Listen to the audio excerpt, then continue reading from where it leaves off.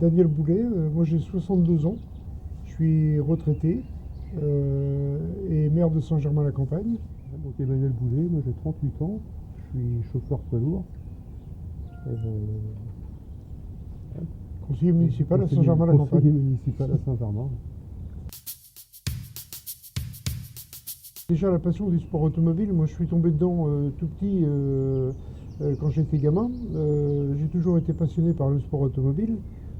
J'ai la chance d'habiter dans une commune où déjà même quand j'étais tout petit, il y avait des rallyes qui passaient. Et puis ensuite j'ai été commissaire de circuit et dès que j'ai pu, j'ai acheté une voiture pour commencer la compétition en rallye, ce qui m'a permis de partager la passion avec un de mes fils, avec Emmanuel. C'est vrai qu'on partage cette passion de la compétition dans la voiture où il y a une ambiance et il y a une osmose qui se crée dans la voiture. Donc on a une complicité voilà, à l'intérieur de la voiture qui est complètement différente. L'historique DEB Sport Auto, oui, c'est très simple. En 2001, quand on est passé à la BMW, il a été décidé de créer l'association DEB Sport Auto, DEB Sport Auto, pour avoir un statut légal et pouvoir avoir un compte bancaire sur lequel ne figure que l'activité de la compétition, les dons, les sorties et autres, et de manière à ce que ça puisse être contrôlé sans être dispersé ou assimilé à un autre compte bancaire familial. On doit être aujourd'hui arrivé à une centaine de rallyes. On a dépassé la centaine de rallyes. Donc de l'expérience, obligatoirement, on en a acquise. Au départ, on s'est cherché un petit peu, on a regardé un petit peu comment faisaient les autres. On a essayé, nous aussi, d'améliorer les choses. Alors on les a améliorées, nous, au niveau de notre comportement. Par exemple, au niveau des prises de notes, qui sont un peu différentes, qui ont même énormément évolué par rapport au début. Et ensuite, on a évolué aussi au niveau technique, parce qu'à l'intérieur de la voiture, au niveau de la communication, par exemple, on a évolué au niveau du matériel d'intercom entre copilote et pilote. Donc c'est autant d'évolution, quoi. Alors les grands principes du rallye,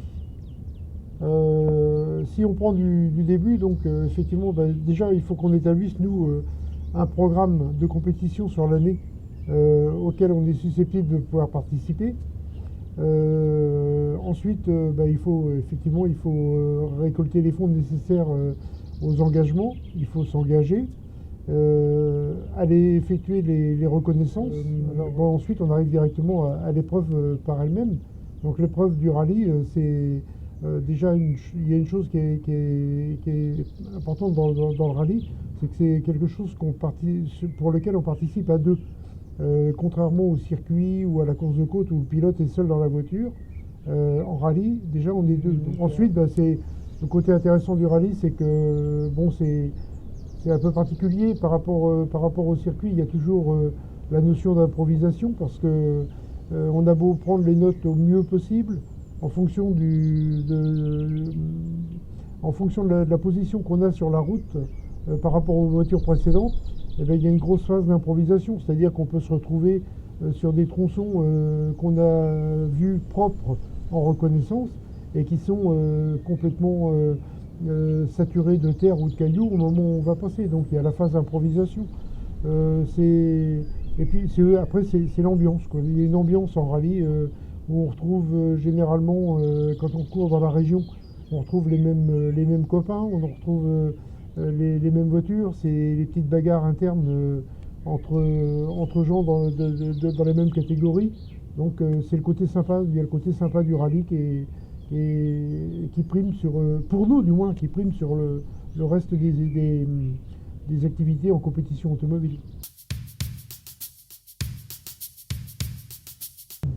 Donc il y a beaucoup de gens, de ma génération surtout, qui ont commencé à courir avec cette voiture-là.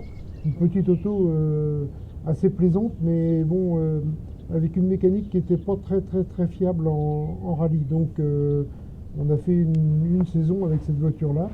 Ensuite on est passé à la BMW, qui était déjà équipée d'un moteur 6 cylindres, 2 litres 3 de cylindrée.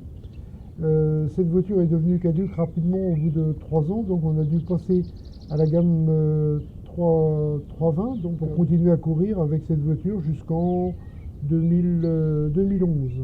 Et en 2011, on a eu l'opportunité d'acquérir la voiture qui est derrière nous, donc ce coupé Z3 Motorsport, qui est également un moteur 6 cylindres, mais qui développe lui beaucoup plus de chevaux, parce qu'on a plus de 300 chevaux dans cette voiture-là, alors qu'on en avait 150 dans la précédente. Donc ça a été une évolution au fil du temps, toujours en BMW. On est resté BM quasiment depuis le début. C'est une voiture du groupe GT de série, parce qu'il y a effectivement plusieurs catégories à l'intérieur de la réglementation sport auto. Donc celle-ci, c'est une voiture du groupe GT de série. La classe, ça correspond à la cylindrée, donc c'est la classe 10. Et ça correspond donc à une cylindrée de 3 litres 2. Donc c'est un gros moteur qui développe à l'origine la donnée constructeur est de 321 chevaux. On a fait une dizaine de courses avec et où on a obtenu pas mal de bons résultats d'ailleurs au début. Et on a eu la malchance, ça arrive à d'autres en compétition. On a été victime d'un accident assez sérieux d'ailleurs, parce que la voiture a été pulvérisée. Bon, nous on s'en est sorti indemne, comme quoi c'est une bonne voiture aussi. Et on a mis 4 années à la reconstruire entièrement. Elle a été entièrement reconstruite à neuf. Alors les liens avec la concession d'Alençon, la concession BMW d'Alençon, c'est des liens qui se sont créés au fil du temps, parce que, comme je vous l'ai dit, quand j'ai parlé de la reconstruction, ils ont été à l'écoute, ils m'ont amené énormément de conseils techniques pour travailler sur la voiture, parce que j'ai tout fait quasiment moi-même, mais bon, c'est quand même un modèle un peu particulier. Donc ils m'ont apporté tous les conseils techniques nécessaires pour arriver à reconstruire dans les meilleures conditions. Donc, je pense que ça c'est très important. Mais je pense qu'il y a une entente qui s'est mise en place entre les responsables magasins et ateliers qui ont fait qu'on a pu reconstruire cette voiture-là dans les meilleures conditions.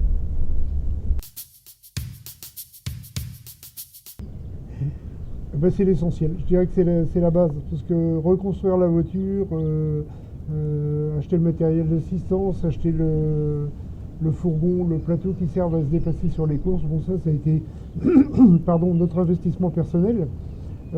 Après, il faut bien le reconnaître, c'est un sport qui coûte très très cher. D'une part les engagements, mais aussi tout ce qui va sous la voiture, les pneumatiques, les freins, les carburants, enfin tout ce qui va avec la voiture en course coûte très cher. Et le sponsoring, le sponsoring c'est clair, c'est indispensable au fait qu'on puisse courir. Sans sponsor, on ferait peut-être une épreuve dans l'année, je dis bien peut-être, et encore, parce que c'est vrai que il y a déjà au départ, avant de monter dans la voiture, il y a le coût des licences, il y a les équipements. Donc ça, c'est déjà un investissement personnel.